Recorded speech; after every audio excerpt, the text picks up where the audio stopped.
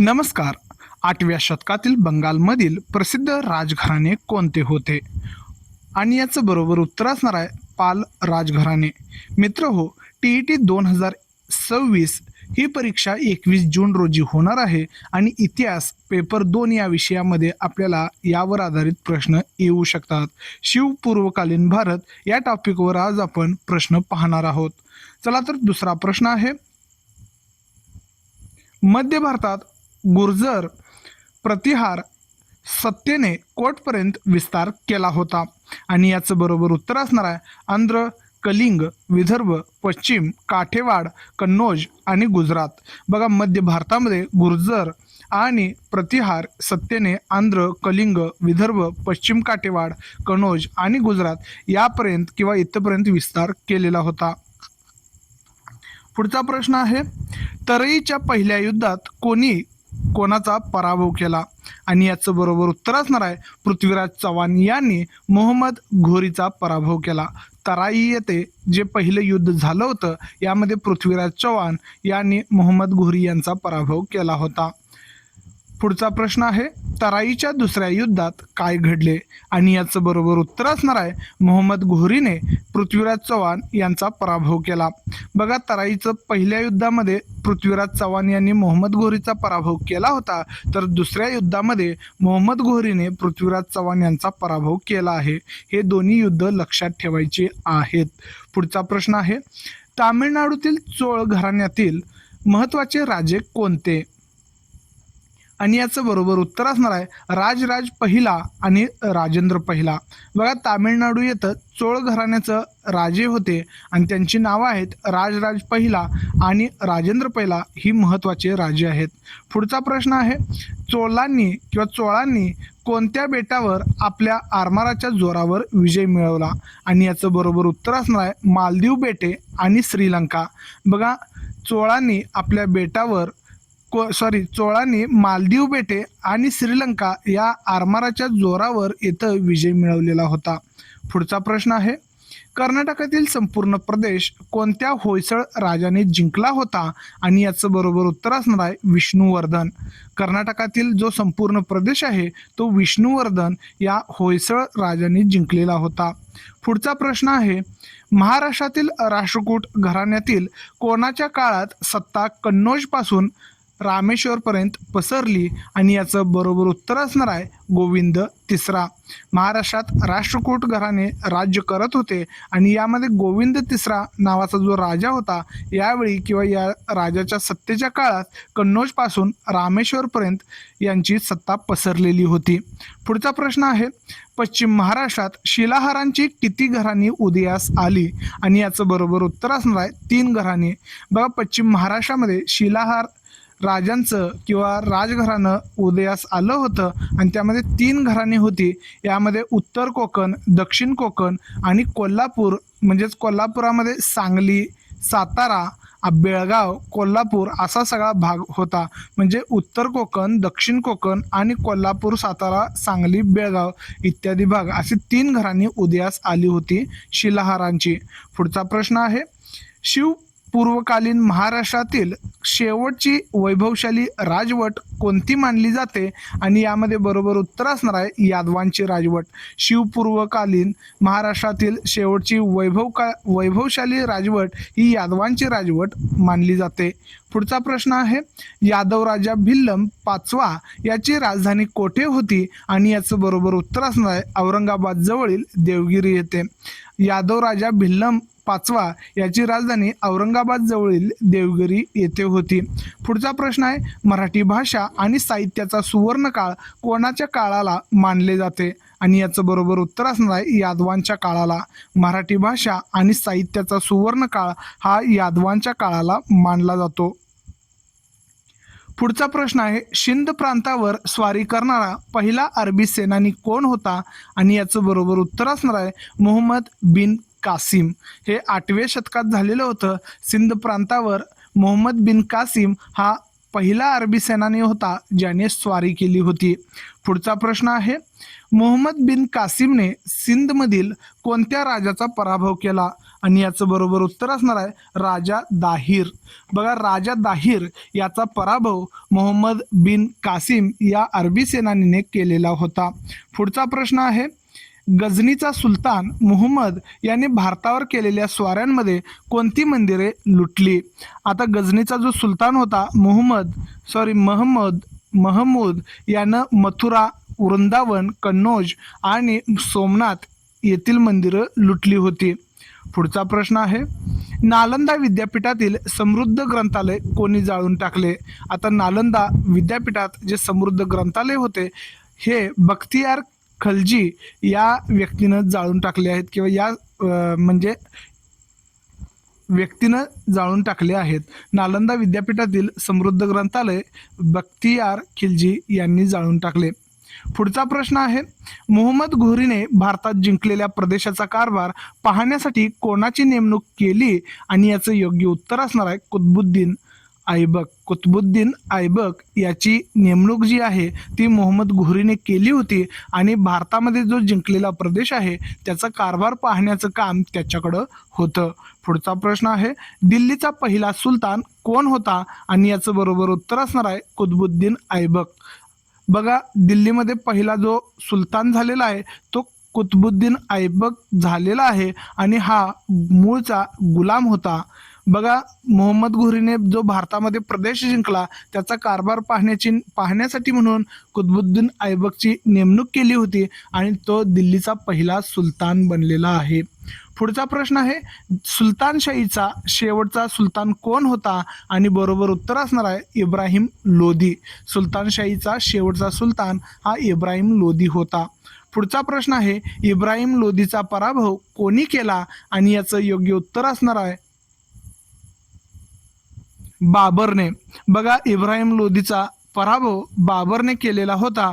त्यानंतर सुलतानशाही संपून मुघल सत्ता उदयास आलेली आहे, किंवा त्यांची सत्ता चालू झालेली आहे मुघलांची, आणि इब्राहिम लोधीचा बाबरने पराभव केलेला होता. पुढचा प्रश्न आहे, कुतुबुद्दीन ऐबकानंतर दिल्लीवर राज्य करणारे प्रमुख सुलतान कोणते? आता कुतुबुद्दीन ऐबक नंतर जे सुलतान झालेले आहेत त्यामध्ये जी नावं आहेत ती आता ओळीने वाचतो. अल्तमश, रझिया, बलबन, अल्लाउद्दीन खलजी किंवा खिलजी, मुहम्मद तुगलक, फिरोज तुगलक, इब्राहिम लोधी. बघा, एकूण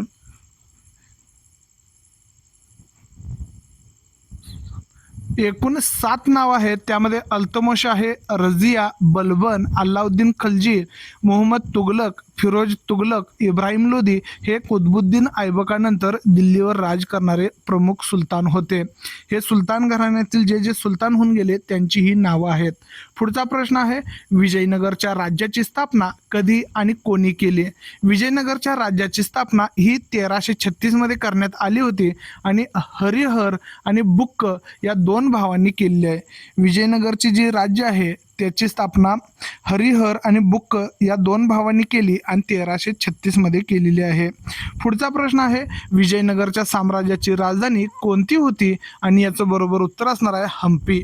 बघा, विजयनगरचे जे साम्राज्य आहे त्याची राजधानी हम्पी होती, जे आजच्या कर्नाटक राज्यामध्ये आपल्याला पाहायला मिळतं, आणि ही विजयनगरच्या साम्राज्याची राजधानी होती. पुढचा प्रश्न आहे, विजयनगरचा पहिला राजा कोण होता? आणि याचं योग्य उत्तर असणार आहे हरिहर. विजयनगरचा राजा हरिहर होता.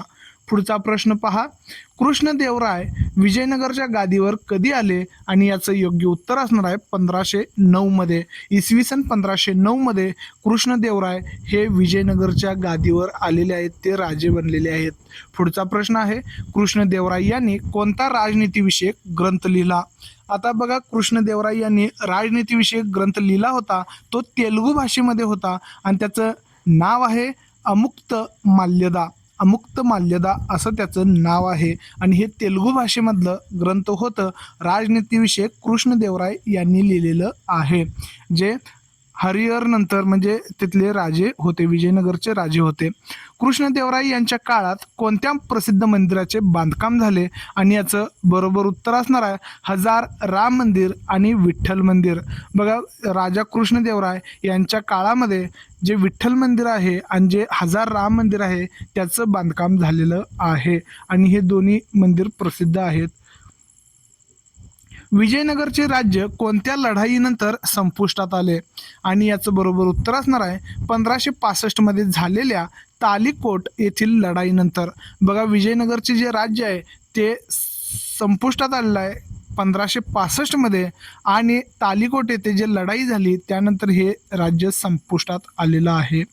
पुढचा प्रश्न आहे बहमनी राज्याची स्थापना कोणी केली? आणि याचं बरोबर उत्तर असणार आहे हसन गंगू. बघा, बहमनी राज्याची स्थापना हसन गंगू यांनी केली होती इसवी सन 1347 मध्ये. बहमनी राज्याचा पहिला सुलतान कोण होता? आणि याचं देखील बरोबर उत्तर असणार आहे हसन गंगू. बहमनी राज्याची स्थापना देखील हसन गंगू यांनी केली होती आणि तेच त्या राज्याचे पहिले सुलतान झालेले होते. पुढचा प्रश्न आहे बहमनी राज्याची राजधानी कोठे होती? आणि याचं बरोबर उत्तर असणार आहे कर्नाटक राज्यातील गुलबर्गा येथे. बहमनी राज्याची स्थापना कर्नाटक राज्यातील गुलबर्गा येथे करण्यात आली होती किंवा झालेली होती. पुढचा प्रश्न आहे बहमनी राज्यास आर्थिक सामर्थ्य प्राप्त करून देणारा प्रमुख किंवा मुख्य वजीर कोण होता? आणि याचं बरोबर उत्तर असणार आहे महमूद गावान. बघा, महमूद गावान यानं आर्थिक सामर्थ्य बहमनी राज्याला प्राप्त करून दिलं आहे आणि तो वजीर म्हणून काम करत होता, मुख्य वजीर होता तिथे. पुढचा प्रश्न आहे महमूद गावाने सैनिकांसाठी कोणता मोठा बदल केला? आणि याचं बरोबर उत्तर असणार आहे जहांगीरी देण्याऐवजी रोख पगार देण्यास सुरुवात केली. बघा, महमूद गावाने सैनिकांसाठी जहांगीरी ऐवजी रोख पगार देण्यास सुरुवात केलेली आहे. पुढचा प्रश्न आहे महमूद गावाने अरबी व फारसी विद्यांच्या अभ्यासासाठी मदरसा कोठे स्थापन केली? आणि याचं बरोबर उत्तर असणार आहे बिदर. बिदर येथे मदरसा स्थापन करण्यात आली होती आणि ती महमूद गावाने स्थापन केली होती आणि ते फारसी आणि अरबी या विद्यांच्या अभ्यासासाठी स्थापन करण्यात आली होती. पुढचा प्रश्न आहे बहमनी राज्याच्या विघटनातून निर्माण झालेली 5 शकले म्हणजे शाही कोणती? आता बहमनी राज्याचं विघटन झालं आणि त्यामध्ये वऱ्हाडची इमादशाही, बिदरची बरीदशाही, विजापूरची आदिलशाही, अहमदनगरची निजामशाही आणि गोवळकोंड्याची कुतुबशाही.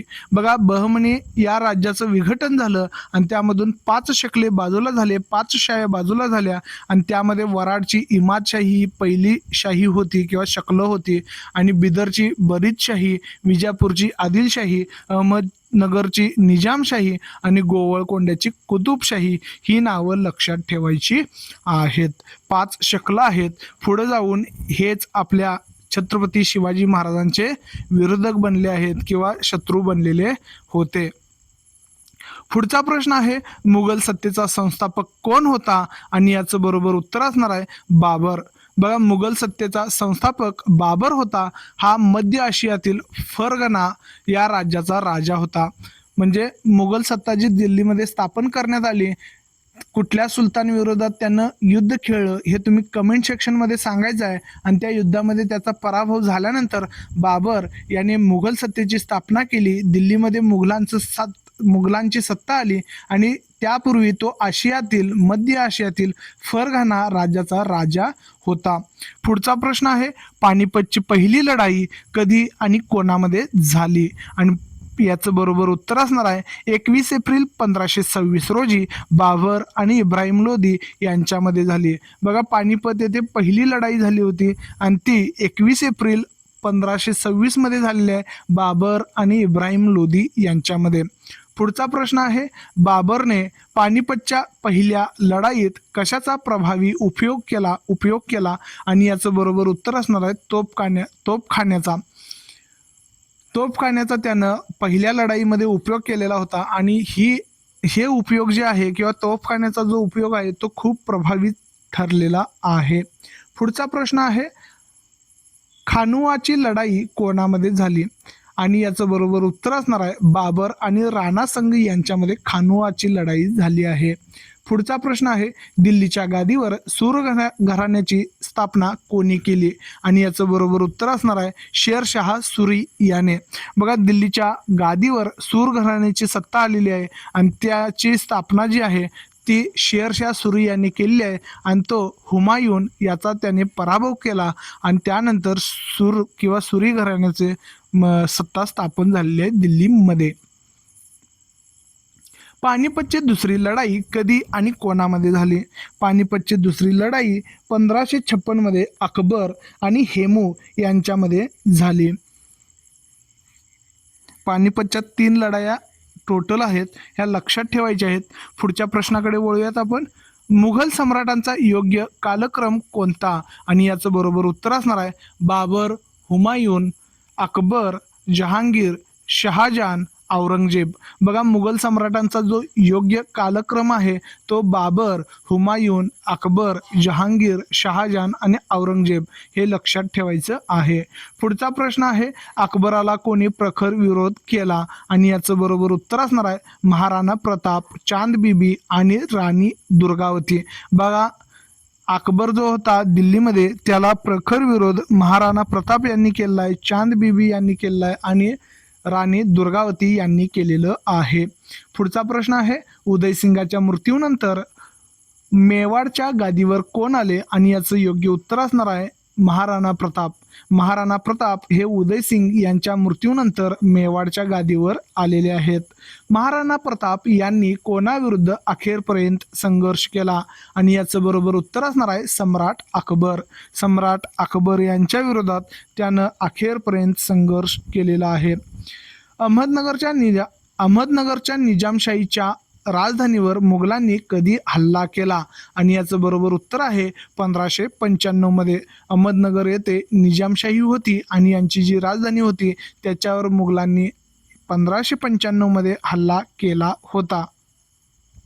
अहमदनगरचा किल्ला धैर्याने लढवणारी हुसेन निजामशहाची कर्तबगार मुलगी कोण होती आणि याचं बरोबर उत्तर असणार आहे चांद बीबी. बघा अहमदनगरचा किल्ला धैर्याने लढवणारी किंवा लढणारी हुसेन निजामशहाची कर्तबगार मुलगी चांद बीबी होती आणि मुघलांनी ज्यावेळी अहमदनगरवर हल्ला केला त्यावेळी चांद बीबी सम्राट अकबराला विरोध केलेली होती. पुढचा प्रश्न आहे राणी दुर्गावती लग्नानंतर कोटची राणी झाली. आता राणी दुर्गावती ही गोंडवन या म्हणजे याची राणी झालेली आहे आणि ती मूळची चंदेल राजपुतांच्या घराण्यातील होती. बघा चंदेल राजपुतांच्या घराण्यातील ही म्हणजे राजकुमारी होती आणि ती राणी दुर्गावती ही गोंडवनची राणी झालेली आहे. पुढचा प्रश्न आहे राणी दुर्गावतीने कोणाविरुद्ध लढताना प्राणार्पण केले आणि याचं बरोबर उत्तर असणार आहे अकबराविरुद्ध. राणी दुर्गावतीने अकबराविरुद्ध लढताना प्राणार्पण केले आहे, त्यांनी शरणागती पत्करलेली नाही. पुढचा प्रश्न आहे अकबराने सर्व धर्मातील उदात्त तत्वांचा समन्वय करून कोणता धर्म स्थापन केला आणि याचं बरोबर उत्तर असणार आहे दीन ई इलाही. बघा दीन ई इलाही या धर्माची स्थापना अकबराने केलेली होती. पुढचा प्रश्न आहे शहाजहानचा थोरला मुलगा कोण होता जो धार्मिक सहिष्णुतेबद्दल प्रसिद्ध होता आणि याचं बरोबर उत्तर असणार आहे दारा शुकोह. बघा शहाजहान याचा जो थोरला मुलगा होता त्याचं नाव आहे दारा शुकोह आणि तो धार्मिक सहिष्णुतेबद्दल प्रसिद्ध होता. पुढचा प्रश्न आहे दारा शुकोह याने किती संस्कृत उपनिषदांचा फारसी भाषेत अनुवाद केला आणि याचं बरोबर उत्तर असणार आहे 50हून अधिक. बघा दारा शुकोह याने संस्कृत उपनिषद जी होती त्यांचा फारसी भाषेत अनुवाद केलेला आहे आणि 50हून अधिक फारसी म्हणजे भाषेत त्यानं उपनिषदांचा अनुवाद केलेला आहे. पुढचा प्रश्न आहे औरंगजेब मुघल बादशाह कधी झाला आणि याचं बरोबर उत्तर असणार आहे 1658 मध्ये. औरंगजेब हा मुघल बादशाह 1658 मध्ये झालेला आहे. औरंगजेबाने आपल्या कारकिर्दीत दक्षिणेतील कोणत्या शाह्या नष्ट करून आपले साम्राज्य वाढवले आणि याचं योग्य उत्तर असणार आहे विजापूरची आदिलशाही आणि गोवळकोंड्याची कुतुबशाही. बघा औरंगजेबानं त्याच्या कारकिर्दीमध्ये दक्षिणेतील या दोन शाह्या नष्ट केलेल्या आहेत. त्यामध्ये पहिली आहे ते विजापूरची आदिलशाही आणि दुसरी आहे ती गोवळकोंड्याची कुतुबशाही. पुढचा प्रश्न आहे आहोम लोक मूळचे कोठचे होते आणि ते कोठे स्थायिक झाले आणि याचं बरोबर उत्तर असणार आहे शान जमातीचे हे लोक होते आणि ब्रह्मपुत्रा नदीच्या खोऱ्यात स्थायिक झालेले आहेत. आहोम हे लोक मूळचे शान जमातीचे होते आणि ते ब्रह्मपुत्रा नदीच्या खोऱ्यात स्थायिक झालेले आहेत. पुढचा प्रश्न आहे औरंगजेबाच्या काळात आहोम कोणाच्या नेतृत्वाखाली संघटित झाले आणि याचं बरोबर उत्तर असणार आहे गदाधर सिंह याच्या नेतृत्वाखाली औरंगजेबाच्या काळात आहोम लोक संघटित झालेले होते. पुढचा प्रश्न आहे मुघलांविरुद्ध प्रखर संघर्ष करणारा अहोमांचा सेनानी कोण होता आणि याचं बरोबर उत्तर असणार आहे लाचित बडफुकून. बघा लाचित बडफुकून हा मुघलांविरुद्ध प्रखर संघर्ष करणारा अहोमांचा सेनानी होता. पुढचा प्रश्न आहे शीखांचे 9वे गुरु कोण होते ज्यांना औरंगजेबाने 1675 मध्ये देहदंड दिला. बघा शीखांचे 9वे गुरु तेग बहादूर होते आणि त्यांना औरंगजेबाने 1675 मध्ये देहदंड दिला होता. पुढचा प्रश्न आहे गुरु तेग बहादर यांच्यानंतर शीखांचे गुरु कोण झाले आणि याचं बरोबर उत्तर असणार आहे गुरु गोविंद सिंग. बघा गुरु तेग बहादर यांच्यानंतर शीखांचे गुरु गोविंद सिंग हे गुरु झालेले आहेत. पुढचा प्रश्न आहे गुरु गोविंद सिंग यांनी लढाऊ शीख तरुणांचे कोणते दल उभे केले आणि याचं बरोबर उत्तर असणार आहे खालसा दल. बघा गुरु गोविंद सिंग यांनी खालसा दल हे शीख तरुणांचे दल स्थापन केले होते. पुढचा प्रश्न आहे खालसा दलाचे प्रमुख केंद्र कोठे होते आणि याचं बरोबर उत्तर असणार आहे आनंदपूर. खालसा दलाचे प्रमुख केंद्र आनंदपूर येथे होते. पुढचा प्रश्न आहे गुरु गोविंद सिंग यांचे निधन कोठे आणि कधी झाले आणि याचं बरोबर उत्तर असणार आहे इसवी सन 1708 मध्ये महाराष्ट्रातील नांदेड येथे. गुरु गोविंद सिंग यांचे निधन 1708 मध्ये झालेलं आहे आणि महाराष्ट्रातील नांदेड येथे त्यांचं निधन झालेलं आहे. पुढचा प्रश्न आहे मारवाडचा राणा जसवंत सिंग यांच्या मृत्यूनंतर कोणाच्या नेतृत्वाखाली राजपुतांनी मुघलांविरुद्ध मोठा संघर्ष केला आणि याचं बरोबर उत्तर असणार आहे दुर्गादास राठोड. बघा मारवाडचा जो राणा जसवंत सिंग होता यांचा जो मृत्यू झाल्यानंतर दुर्गादास राठोड यांच्या नेतृत्वाखाली राजपुतांनी मुघलांविरुद्ध मोठा संघर्ष केला होता. पुढचा प्रश्न आहे औरंगजेबाचा मुलगा राजपुत्र अकबर कोणाला जाऊन मिळाला. बघा औरंगजेबाचा जो मुलगा होता राजपुत्र अकबर हा मारवाडच्या राजपुतांना जाऊन मिळालेला होता.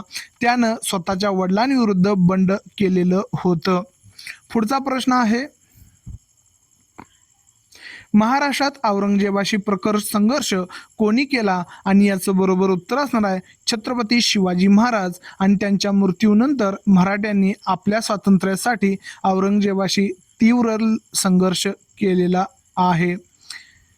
पुढचा प्रश्न आहे गोंडवनची राणी कोण होती आणि याचं योग्य उत्तर असणार आहे राणी दुर्गावती. पुढचा प्रश्न आहे उदयसिंहाचा पुत्र कोण होता महाराणा प्रताप. मुघल सत्तेचा संस्थापक कोण होता आणि याचं योग्य उत्तर असणार आहे बाबर. पुढचा प्रश्न आहे बहमनी राज्याचा पहिला सुलतान कोण होता आणि याचं योग्य उत्तर असणार आहे हसन गंगू. पुढचा प्रश्न आहे गुरु गोविंद सिंग यांनी स्थापन केलेले दल कोणते आणि याचं योग्य उत्तर असणार आहे खालसा दल. बघा गुरु गोविंद सिंग यांनी खालसा दल स्थापन केले होते. आता आपण गटात न बसणारा शब्द ओळखायचा आहे. महा-TET परीक्षेसाठी हे खूप महत्त्वाचे आहे. पहिला गट आहे सुलतान मुहम्मद कुतुबुद्दीन ऐबक, मुहम्मद घोरी बाबर. आणि याचं बरोबर उत्तर असणार आहे बाबर, कारण बाबर हा मुघल होता आणि बाकी जे सुलतान आहेत किंवा जे नावं आहेत ते सुलतानशाहीशी संबंधित आहेत. पुढचा प्रश्न आहे आदिलशाही, निजामशाही, सुलतानशाही आणि बरीदशाही. आणि याचं योग्य उत्तर असणार आहे सुलतानशाही, कारण सुलतानशाही ही पूर्ण राजवट होती, बाकी बहमनीचे शकले आहेत किंवा शाही आहेत.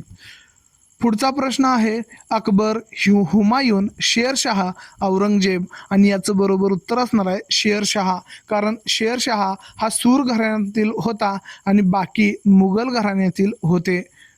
इथं हा व्हिडिओ आपला संपलेला आहे आणि असेच प्रश्न पाहण्यासाठी आमच्या चॅनलला सबस्क्राईब करायला विसरू नका. हा व्हिडिओ आपल्या शिक्षक होऊ इच्छिणाऱ्या, TET परीक्षा देऊ इच्छिणाऱ्या मित्रांसोबत शेअर करा आणि माझ्या व्हिडिओला यूट्यूबवर हाईप द्यायला विसरू नका.